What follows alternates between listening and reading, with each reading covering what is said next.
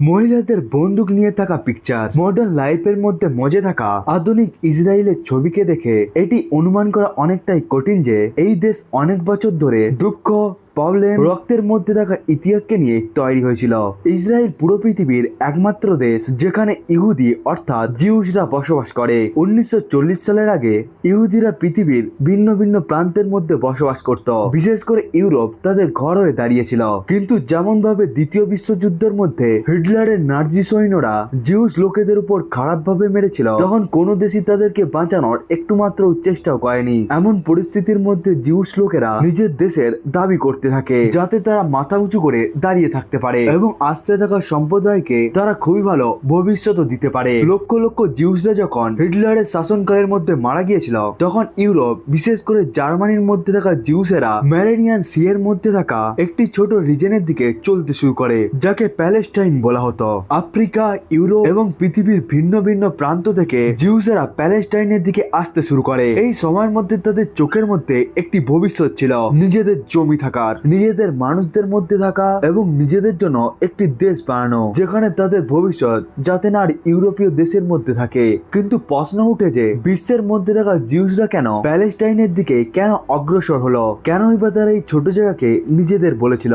Beginning of Zeus history, জিউসদের ইতিহাস এবং ইসরায়েলদের কাহিনীকে জানার জন্য যাওয়া যাক পুরনো ইতিহাসের দিকে। এই কাহিনী শুরু হয় আজ থেকে 4000 বছর আগে, যখন মেসোপটেমিয়াম সভ্যতা ছিল, যেখানে মূর্তি পূজাকেই আগিয়ে নিয়ে যাওয়া হচ্ছিল। এই সময়ের মধ্যে আর অন্য কোনো ধর্ম তো ছিল না, এমনকি সমাজ অত ভালোভাবে ইভলভ হয়নি। এই সময়ের মধ্যে জন্ম হয় হযরত ইব্রাহিমের, যেখান থেকে ইব্রাহিম রিলিজিয়ন শুরু হয় এবং এনার বংশজরা ইহুদি, ইসাই এবং ইসলাম ধর্মকে জন্ম দেয়।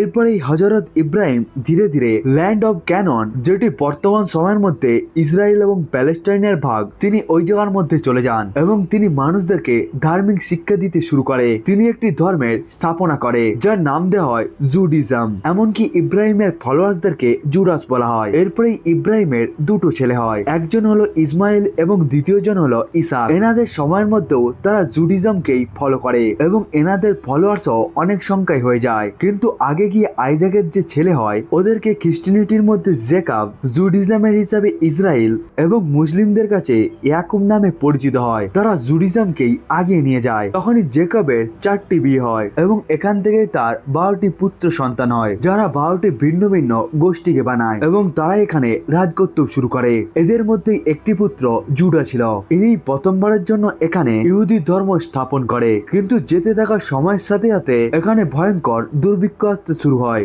যার ফলে ইহুদি লোকেরা আশেপাশের জায়গায় চলে যেতে শুরু করে। ওই সময়ের মধ্যে সব থেকে বেশি ইহুদিরা ইজিপ্টের মধ্যে চলে যায়। ইহুদিরা যেই জায়গার মধ্যেই যায় সেখানেই তারা একটি প্রথমে সেটেলমেন্ট বানিয়ে নেয় এবং তারা সবসময় গোষ্ঠীর মধ্যেই থাকতো।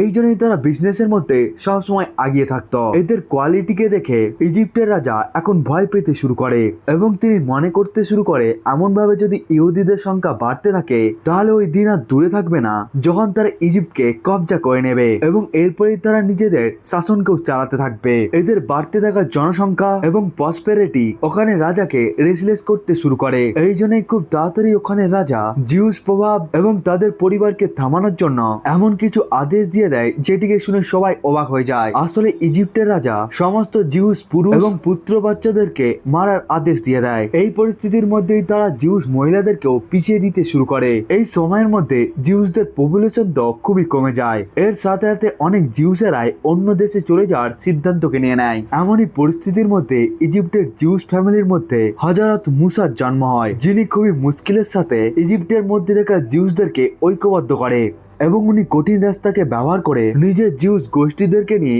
ইসরায়েল এসে যায়। এরপরে মুসাকে একটি ধার্মিক গুরু হিসাবে দেখা যেতে শুরু হয়। ওনার সম্মান জিউস লোকেদের কাছে অনেক বেড়ে যায়। যখন সমস্ত জিউস মিলে ইজিপ্টের মধ্যে থেকে নিজের সমস্ত গোষ্ঠীকে নিয়ে ইসরায়েলের দিকে যেতে থাকে, তখন তারা ঈশ্বরের 10টি কমান্ড অর্থাৎ উপদেশ দেয়, যেটিকে মানলে জিউসেরা সবসময় সুখী এবং সম্পন্ন থাকবে। এরপরেই তারা ওই 10টি উপদেশকে পাথরের মধ্যে লিখে একটি সোশ্যাল সেন্টারের মধ্যেই রেখে দেয়, যেটিকে 10 commandment hand of supreme court বলা হয়। এমন ভাবে ইহুদিরা অনেকটা লম্বা সংঘর্ষের পর থাকার জন্য তারা একটি নিশ্চিত জায়গাকে পেয়ে যায়। এরপরে কিছু সময় পর ইসরায়েলের মধ্যে কিং সল ইসরায়েল কিংডমকে স্থাপন করে, যেটি ইহুদিদের নিজেদের সাম্রাজ্য হয়। প্রায় 1000 বিসির মধ্যে কিং ডেভিড, যে কিং সলের ছেলে ছিল, তিনি জিউস লোকেদের প্রথম শক্তিশালী রাজা হয় এবং ওনারই ছেলে সোলোমন, যিনি মুসলিম লোকেদের হিসাবে সুলেমান নামে পরিচিত ছিল, তিনি ইসরায়েলের রাজধানী জেরুসালেমের মধ্যে ইহুদিদের প্রথম সোশ্যাল ওয়ার্শিপ সেন্টার টেম্পল মাউন্টকে তৈরি করে। এটিকে ফার্স্ট টেম্পল,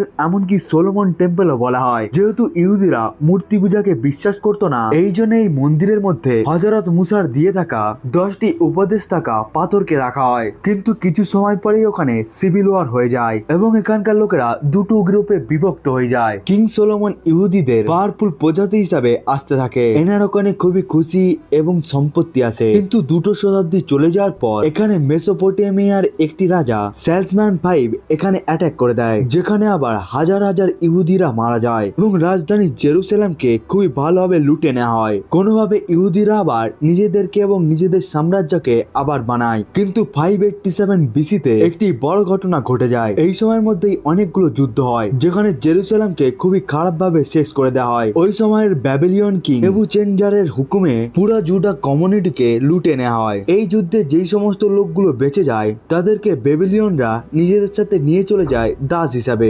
বেবিলিয়ন কিংডমরা জুডা কিংডমকে পুরোপুরি ভাবে ধ্বংস করে দেয়। এরপর থেকে জিউসরা বেবিলনের কন্ট্রোলেই থাকতে শুরু করে, এমনকি বেবিলনিয়ারা এদের প্রথম পবিত্র টেম্পলকেও ধ্বংস করে দেয় এবং এখানে হাজারেরও বেশি জিউসকে 70 বছরের জন্য এক্সাইলে পাঠিয়ে দেওয়া হয়। এই সময়ের মধ্যেই অনেক জিউসরা ইসরায়েল থেকে পালাতে সফল হয়ে যায় এবং তারা পৃথিবীর ভিন্ন ভিন্ন প্রান্তে পৌঁছে যায়। এই ঘটনার পরেই জেরুসালেম এবং ইহুদি দুজনেরই আর কোনো নাম থাকেনি ইসরায়েলের মধ্যে।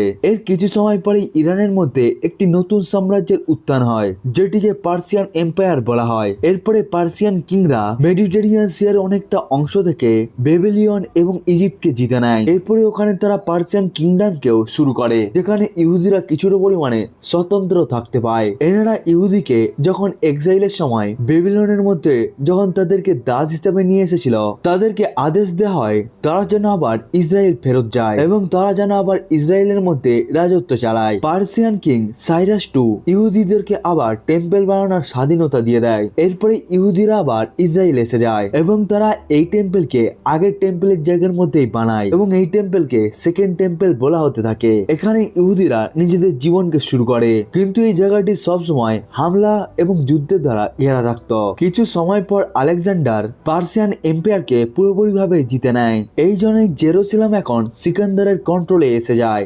ক্রুসিফিকেশন অফ জিজাস। আলেকজান্ডার সাম্রাজ্য শেষ হয়ে যাওয়ার পর 63 বিসি পর্যন্ত ইসরায়েল কিংডম রোমান কিংডমের ভেতরে এসে যায়। রোমান কিংডমের সময়েই জিজাস ক্রাইস্টের জন্ম একটি ইহুদি ফ্যামিলির মধ্যে হয় এবং সে ধীরে ধীরে মানুষদের মধ্যে খুবই জনপ্রিয় হতে থাকে এবং সে নিজেকে ভগবানের ছেলে বলে দাবি করতে থাকে। খুব তাড়াতাড়ি তার ফলোয়ার্সরা ইহুদিদের মধ্যেও ছড়িয়ে যায়। লোকেরা তার কথাকে শুনে খুবই প্রভাবিত হতো এবং তার চমৎকারকে সবাই দেখতে আসতো। কিন্তু এই কথাকে ইহুদিদের ধর্মগুরুরা একটু মাত্র পছন্দ করেনি। এই জন্যই তারা জিজাসের বিরুদ্ধে কথা ছড়াতে শুরু করে। জিউসরা জিজাসকে নিজেদেরকে গড মেসেঞ্জার হিসাবে মনে করতে থাকেনি। এরা জিজাস অফ নাজারেথের টিচিং কে মানতে অস্বীকার করতে থাকে এবং 30 থেকে 33 এডি পর্যন্ত জিজাসকে শুলির মধ্যে টাঙিয়ে দেওয়া হয়। এটিকে বলে এই লোকটি আসলে ধর্মের বিরুদ্ধে কথা বলছে। কিন্তু জিজাসকে শুলির মধ্যে টাঙানো ইহুদিদের জন্য খুবই ভারী পড়ে যায়। রোমান এম্পায়ারের মধ্যে জিজাসের ফলোয়ার অনেক বাড়তে থাকে, এমনকি অনেক জিউসও এখন খ্রিস্টানিটিকেই ফলো করতে শুরু করে। এর ফলে ইহুদিদের সমস্যা আরো বাড়তে থাকে। আসলে রোমান সাম্রাজ্যের মধ্যে খ্রিস্টানিটির সংখ্যা বেড়ে যাওয়ার জন্য অনেক জিউসরাও খ্রিস্টানিটিকে ফলো করতে শুরু করে।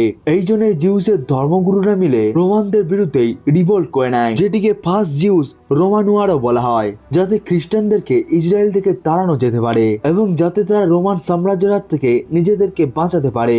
এরপরে লোকেরা যেখানে সেখানে নিজেদের তাঁবুকে বানিয়ে রোমান সাম্রাজ্যকে মানতে অস্বীকার করতে থাকে। যখন জিউসরা প্রথমবারের জন্য নিজেদের অধিকারের জন্য হাতকে ওঠায় এবং রোমান সাম্রাজ্যকে মানতে অস্বীকার করতে থাকে, তখন রোমানরা পুরো জেরুসালামকেই চারিদিক থেকে ঘিরে নেয় এবং তারা সমস্ত ফুড সাপ্লাইকেই বন্ধ করে দেয়, যার ফলে জিউসরা না খাওয়ার খেয়ে মারা যায়। এরপরেই তারা বেঁচে থাকা মানুষদেরকেও মারতে শুরু করে দেয়। এরপরেই তারা পুরো জেরুসালামকেই আগুনের মধ্যে জ্বালিয়ে দেয়। এই সময়ের মধ্যেই রোমানরা ইহুদিদের দ্বিতীয় টেম্পেলকেও জ্বালিয়ে ছাই করে দেয়, যার একটি দেওয়াল এখনো পর্যন্ত জেরুসালামের মধ্যে বেঁচে রয়েছে। এই ঘটনাকেই সিজ অফ জেরুসালামও বলা হয়। এই আগুনের মধ্যে লক্ষেরও বেশি জিউস ফ্যামিলি মারা যায় এবং যারা বেঁচে যায় হয় তাদেরকে কনভার্ট করা হতে থাকে অথবা তাদেরকে দাস বানানো হতে থাকে। জিউস মহিলাদের উপর অত্যাচার আরো বেড়ে যায় এবং জিউস পুরুষ এবং বাচ্চাদেরকে তো মেরে দেওয়া হতে থাকে। এই সময়ের মধ্যে রোমানরা শুধুমাত্র লক্ষেরও বেশি জিউসদেরকে মারেনি, বরং লক্ষেরও বেশি জিউসদেরকে তারা দাস বানিয়ে নেয় এবং যারা বেঁচে যায় তাদের উপর ট্যাক্স বাড়িয়ে দেওয়া হয়। ইসরায়েলের নামকে পুরোপুরিভাবে শেষ করার জন্য রোমানরা জেরুসালামের নামকে পরিবর্তন করে এলিয়া ক্যাপিটলন নামকে রেখে দেয়। এই সময়ের মধ্যে রোমানরা ইসরায়েলের একটি ছোট অংশ যেটিকে জুডিয়া বলা হতো ওই জায়গার নামকে পরিবর্তন করে সিরিয়া প্যালেস্টিনের নামকে রেখে দেয়, যেটি পরে প্যালেস্টাইন নামে পরিচিত পায়। ধীরে ধীরে এই প্যালেস্টাইনের মধ্যেই জিউসদের ফলোয়াররা খ্রিস্টানিটিকে মানতে শুরু করে, কিন্তু ওই সময়ের মধ্যে রোমান কিংরাও খ্রিস্টানিটির বিরুদ্ধেই ছিল। এই জন্য প্যালেস্টাইনের মধ্যে থাকা লোকেরা লুকিয়ে লুকিয়েই এই ধর্মকে ফলো করত। শুরুর দিকে এই ধর্ম বেশি পরিমাণে ছড়ায়নি। Constantine and Christianity darkest time 324 AD পর্যন্ত রোমান কিংডমের রাজত্ব ছিল, কিন্তু এরপরে রোমান কিংডম ধীরে ধীরে ভেঙে যেতে থাকে। এরপরে বাইজেন্টাইন এম্পায়ার, যেটি রোমান এম্পায়ারেরই একটি অংশ ছিল, তারা 324 এডি থেকে জেরুসালামের গদিকে পুরোপুরিভাবে নিয়ে নেয়। রোমান সাম্রাজ্যের সত্তা দ্য গ্রেট এম্পায়ার বলে থাকা কনস্ট্যান্টাইনের হাতের মধ্যে এসে যায়। কনস্ট্যান্টাইন তো নিজেই খ্রিস্টানিটি এবং জিজাসের চিন্তার দ্বারা খুবই বেশি পরিমাণে প্রভাবিত ছিল। এই জন্যই জেরুসালামে যেখানে জিজাসের কবর ছিল ওখানে একটি চার্চ বানিয়ে দেয় এবং তিনি খ্রিস্টানিটিকে একসেপ্ট করে নেয়। এই চার্চকে চার্চ অফ দ্য হোলি সেপালচারের নাম দেওয়া হয়। এরপরে বাইজেন্টাইন এম্পায়ার খ্রিস্টানিটিকে নিজেদের অফিসিয়াল রিলিজিয়ন বলে দেয়। অন্যদিকে ইহুদিরা যখন জিজাসের টিচিংকে মানেনি এবং জিজাসের ক্রুসিফিকেশনকে সাপোর্ট করেছিল, এই জন্যই তারা আবার নতুন করে এই সাম্রাজ্যের টার্গেটে এসে যায়। এরপরে আবার জিউসদের উপর অত্যাচার হতে শুরু হয়ে যায়। এই জন্যই অনেক ইহুদিরা এখানে ঈসাই ধর্মকে বেছে নেয় এবং যারা ওই ধর্মকে মেনে নেয়নি তাদের উপর আবার অত্যাচার হতে শুরু হয়ে যায়। কারণ বাইজেন্টাইন এম্পায়ার খুব ভালোভাবে জানতো যে এখানে যদি জিউসরা কিছুটা পরিমাণেও সুযোগ পেয়ে যায় তাহলে তারা একটু মাত্র দেরি করবে না নিজেদের সাম্রাজ্য বানানোর। এই জন্যই তারা ওই সময়ের মধ্যে অনেক এমন ধরনের রুলসকে বানিয়েছিল যার জন্য জিউস লোকেদের পাওয়ার ধীরে ধীরে শেষ হয়ে যেতে থাকে। কিছু নিয়মের হিসাবে জিউসরা নিজেদের জন্য কোন রকম স্লেভস এবং সার্ভেন্টকে রাখতে পারতো না।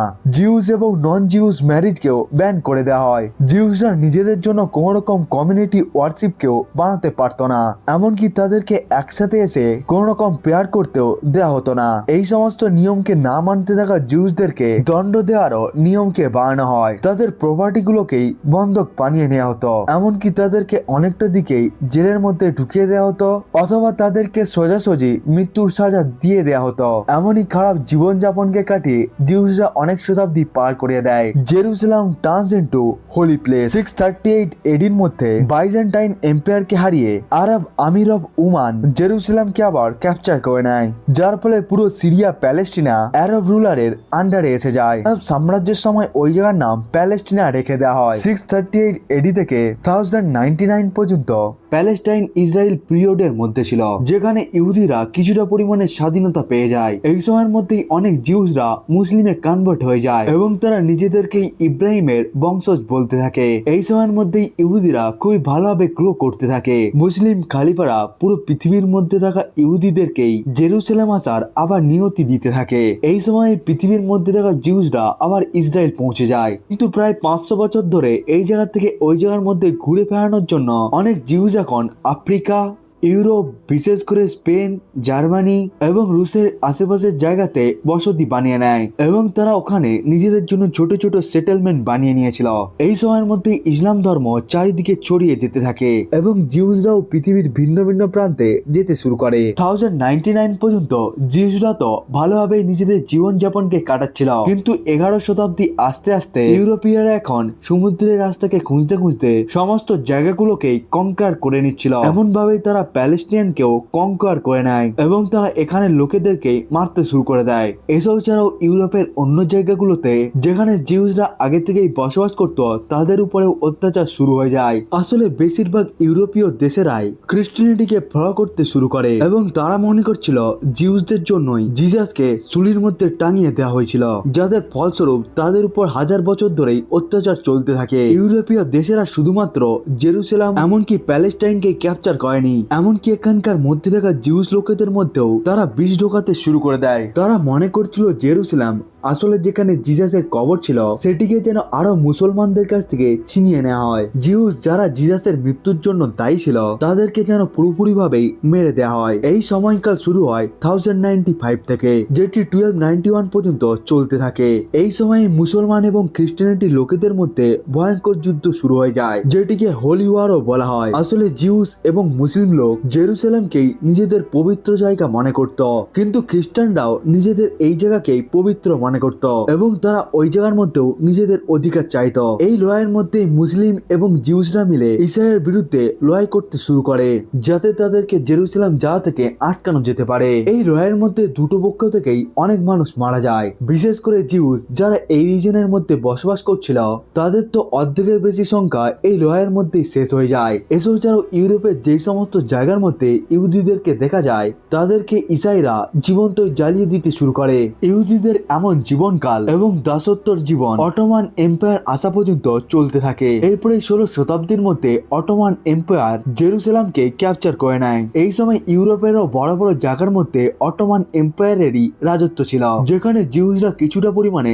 স্বাধীনতা পেয়ে যায়। কিন্তু এই সময়কালের মধ্যেও জিউসরা অতটাও ভালো জীবনকালকে তো কাটাচ্ছিল না, কিন্তু ইউরোপের মধ্যে খ্রিস্টানরা যেমন ভাবে জিউসদেরকে ট্রিট করছিল ওখান থেকে ভালো জীবন অটোমান এম্পায়ারের জিউসদের ছিল। অ্যান্টি সেমিটিজম। অটোমান এম্পায়ার শুধুমাত্র জিউসদেরকে তাদের ধার্মিক স্বাধীনতা দেয়নি, বরং তাদেরকে আবার ভালো জীবন কাটানোর একটি সুযোগ দেয়। তারা জেরুসালেমের মধ্যে থাকা হোলি ল্যান্ডের ডিস্ট্রিবিউশনের প্রবলেমকেও সলভ করার চেষ্টা করে। আসলে তারা মাউন্ট টেম্পলের দেওয়াল এবং মসজিদের এন্ট্রান্স এবং প্যালেস্টাইন বলতে থাকা জায়গাকে চার্চের এন্ট্রান্সকেই পুরোপুরিভাবে আলাদা করে দেয়। সবার জন্য সবকিছুকে আলাদা করে দেওয়া হয় যাতে মানুষরা ধর্মের নামে একে অপরের সাথে লড়াইকে না করে। অটোমান এম্পায়ারের এই কাজ জেরুসালেমের মধ্যে খুবই কার্যকর হয়। এই জন্য লম্বা সময়ের জন্য এই তিনটি ধর্মের মধ্যে আর কোন রকম ধর্মযুদ্ধ হয়নি, কিন্তু জিউসদের পেট তাদেরকে কখনোই আর ছাড়ছিল না। গত 2000 বছর ধরে পালিয়ে যাওয়ার জন্য জিউস বিশেষ করে মেডিটেরিয়ান সির অংশ এবং ইউরোপীয় দেশের মধ্যেই চলে গিয়েছিল, কিন্তু এখন ইউরোপের বেশিরভাগ জায়গার মধ্যে জিউস বিরোধিতা শুরু হয়ে যায়। খ্রিস্টানরা এখন কোন রকম কারণ ছাড়াই জিউসদের উপর অ্যাটাক করতে শুরু করে দেয়।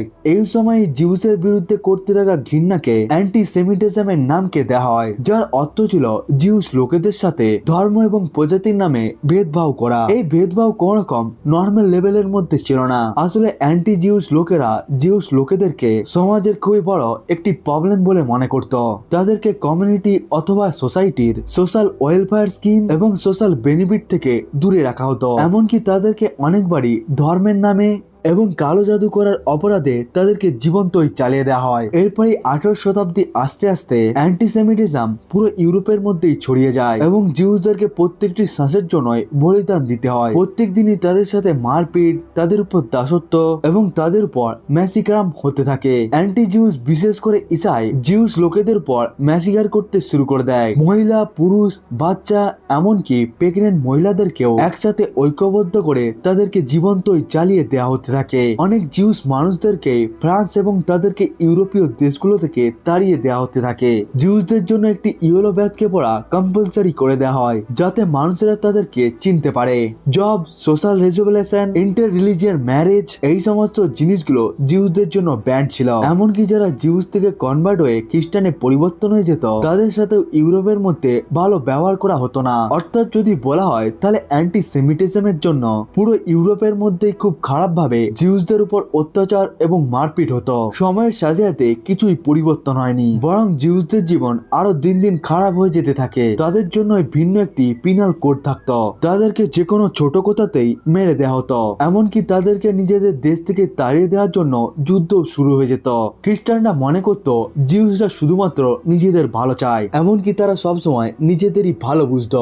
এই জন্য এদের সামাজিক জীবনযাপন করার কোন রকম অধিকার থাকা উচিত নয়। এমন পরিস্থিতিতে অনেক ইহুদি লোকেরা বাধ্য হয়ে ইউরোপের দেশকে ছেড়ে আমেরিকার দিকে যেতে শুরু করে দেয়। এই সময়ের মধ্যেই 18 শতাব্দীর মধ্যে যখন ফ্রেঞ্চ রেভলিউশন হয়, তখন নেপোলিয়নের সময়ে জিউসরা ভালো জীবনযাপন কাটায়। কিন্তু নেপোলিয়নের মৃত্যুর সাথেই জিউসদের জন্য ভালো দিনও শেষ হয়ে যায়। কিন্তু বারবার তারা একটি দেশ থেকে আরেকটি দেশে পালিয়ে যাওয়ার জন্য নিজেরাই ক্ষিপ্ত হতে থাকে। ধীরে ধীরে জিউস লোকেরা নিজেদের ল্যান্ডের জন্য দাবি করতে থাকে।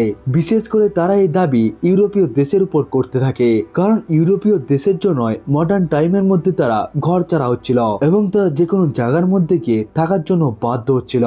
Promised land. দুনিয়ার মধ্যে হতে থাকা খারাপ ব্যবহারের জন্য পুরো পৃথিবীর মধ্যে থাকা জিউস কমিউনিটি মনে করছিল তারা যদি একটি ভালো জীবনযাপনকে কাটাতে চায়, তাহলে তাদেরকে অবশ্যই একটি নিজেদের জন্য দেশকে বানাতে হবে। 19 শতাব্দী পর্যন্ত পুরো জায়গার মধ্যেই পুরো জিউসদের মধ্যে জিউস কান্ট্রিকে নিয়ে কথা বলা শুরু হয়ে যায়। এমনই সময়ে 2 মে 1860-তে থিওডর হেজালার নামক একটি জিউসের জন্ম হয় হাঙ্গরি দেশের মধ্যে। ইনি নিজেই অনেক বেশি পরিমাণে অ্যান্টি জিউস পলিসিস এবং ইউরোপীয়দের ঘৃণাকে সহ্য করেছিল। তিনি জয়নিজম নামক একটি মুভমেন্টকে শুরু করে এবং তিনি জিউসদের জন্য একটি কান্ট্রিকে দাবি করতে শুরু করে। এই সময়ের মধ্যে তিনি একটি বুক লিখেন যার নাম ছিল দ্য জিউ স্টেট। এই বুকের মধ্যে তিনি প্রথমবারের জন্য পুরো পৃথিবীর মধ্যে থাকা জিউস লোকেদেরকে নিজেদের জন্য একটি দেশ বানানোর জন্য বলে। আর যার পেশার দিক থেকে একটি জার্নালিস্ট ছিল এবং তিনি 1900 শতাব্দীর মধ্যে প্রথমবারের জন্য জিউস এবং নিজেদের দেশের জন্য আওয়াজ ওঠাতে থাকে। এনার দ্য জিউ স্টেটের বিচার পুরো বিশ্বের মধ্যেই ছড়িয়ে যায় এবং তিনি জিউসদেরকে প্রভাবিত করতে থাকে। এরপরে হার্জাল জিউসদের জন্য একটি কমিউনিটিকেও বানায় যার নাম দ্য জিওনিস্ট অর্গানাইজেশন রাখা হয়, যার প্রথম বৈঠক 1897-এ সুইজারল্যান্ড দেশের মধ্যে হয়। এই বৈঠকের পর জিওনিস্টকে সাপোর্ট করার জন্য পুরো পৃথিবীর মধ্যে থাকা জিউস এই অর্গানাইজেশনের মধ্যে টাকা পাঠাতে শুরু করে। দেখতে দেখতে এই অর্গানাইজেশন খুব কম সময়ের মধ্যেই অনেক টাকাকে কামিয়ে নেয়, যাতে জিউসদের জন্য একটি সেপারেট দেশকে বানানো যেতে পারে। ওই সময় পুরো ইউরোপের মধ্যে ডেড টু দ্য জিউস এর নারা লাগানো হচ্ছিল, যার ফলে পুরো জিউস ফ্যামিলির মধ্যেই খুব ভয় এসে যাচ্ছিল। এমন পরিস্থিতির মধ্যে হার্জাল পুরো পৃথিবীর মধ্যে থাকা জিউসদেরকে নিজেদের দেশ ইসরায়েল, যেটি এখন প্যালেস্টাইনে পরিবর্তন হয়ে গিয়েছিল, ওখানে আসার জন্য বলতে থাকে। ওনার ওই কথার পর অনেক মাত্রায় জিউসরা নিজেদের দেশ ইসরায়েলের দিকে যেতে শুরু করে দেয়। হার্জাল এটিকে বিশ্বাস করত যে অ্যান্টিসেমিটিজমকে ইউরোপ থেকে হাঁটানো একটি অসম্ভব কাজ। এই জন্যই জিউসরা সারা জীবনে নিজেদের দুঃখের জীবনযাপনকে কাটাবে। এই জন্যই তিনি জিউ স্টেটের জন্য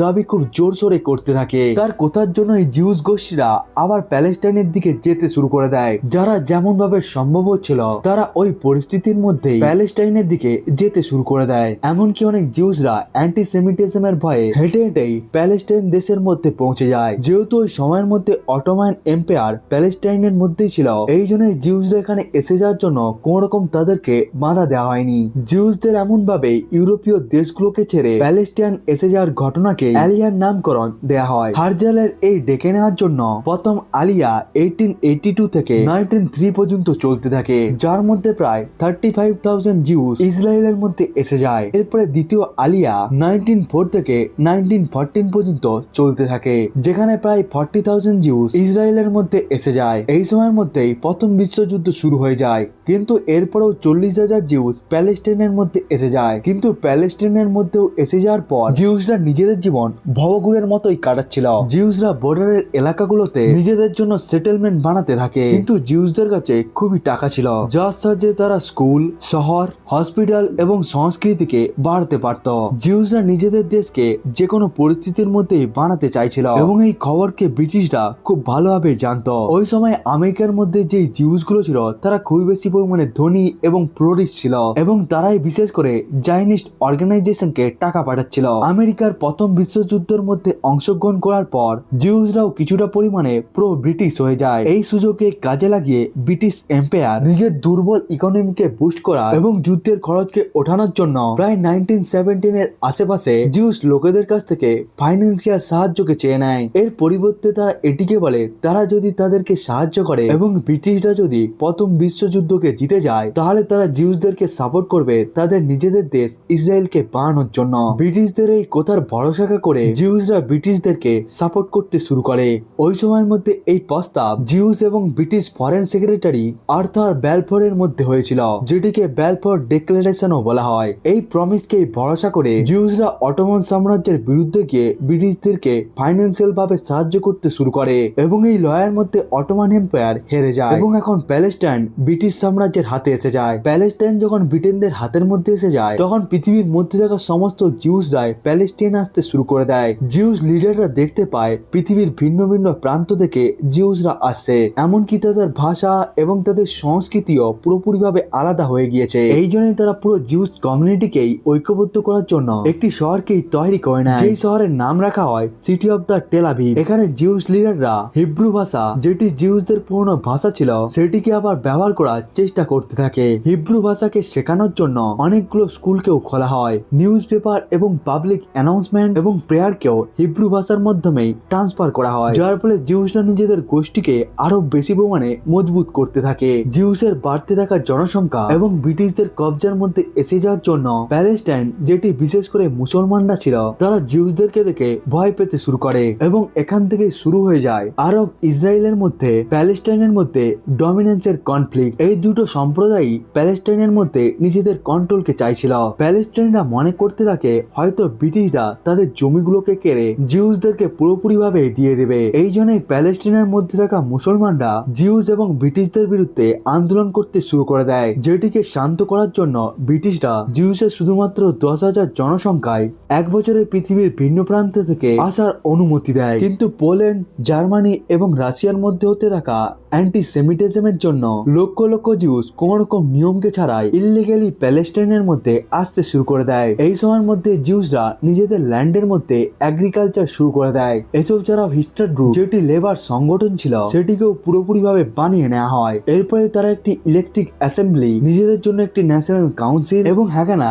যেটি ইসরায়েলের ডিফেন্স সিস্টেম ছিল, সেটিকেও এস্টাবলিশ করে নেয়। অর্থাৎ তারা একভাবে প্যালেস্টাইনের মধ্যে নিজেদের দেশ বানাতে শুরু করে। কিন্তু এমন পরিস্থিতিতে জার্মানির মধ্যে হিটলারের উত্থানের জন্য জিউস লোকেদের উপর খুব বেশি অত্যাচার শুরু হয়ে যায়। এই জন্যই জার্মানি থেকে লক্ষ লক্ষ জিউস নিজেদের দেশ ইসরায়েলের দিকে ছুটতে শুরু করে দেয়। জিউসের বাড়তে থাকা পপুলেশনের জন্য প্যালেস্টাইনের মধ্যে কনফ্লিক্ট আরো বেড়ে যায়। কিন্তু এইবারে জিউসরা পালাতে আর চাচ্ছিল না। তারা নিজেদের জন্য নিজেদের ফোর্সকেই বানিয়ে নেয়, যার সাহায্যে তারা প্যালেস্টাইনের বিরুদ্ধে সিভিল ওয়ারকেও জিতছিল। এরপরে 1933 থেকে 1938 পর্যন্ত প্যালেস্টাইনের মধ্যে অনেকগুলো সিভিল ওয়ার হয়, যার মধ্যে অনেক জিউস এবং মুসলিম লোক মারা যায়। এমন পরিস্থিতির মধ্যেই আমিন আল হুসেন, যে জেরুসালেমের মুফতি ছিল এবং যে আরব হায়ার কমিউনিটির প্রেসিডেন্ট ছিল, তারা জিউসদেরকে মেরে প্যালেস্টাইন থেকে তাড়িয়ে দেওয়ার জন্য তিনি হিটলারের সাথে বন্ধুত্ব করা শুরু করে দেয়। তিনি জার্মানির মধ্যে গিয়ে হিটলারের সৈনিকদের সাথে যুক্ত হতে চেয়েছিল, যাতে প্যালেস্টাইনের মধ্যেও